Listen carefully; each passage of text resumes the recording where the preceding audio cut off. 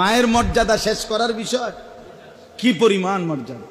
আমি তো বলি, মজার বিষয় হলো, আমি তো বলি ওই যে জন্মের দিন নারীকে মানে কন্যাকে এই যে মর্যাদা দিতে দিতে শুরু হইছে, কন্যা, বোন, স্ত্রী, তো যখন সে মা হইছে এইবার করছেটা কি?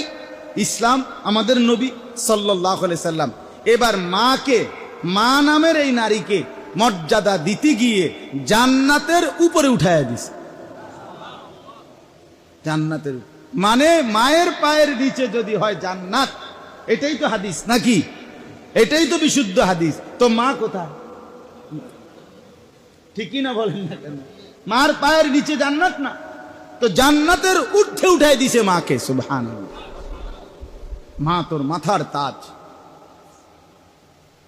এত সম্মান, এত মর্যাদা যে নারীকে ইসলাম দিয়েছে, আহা!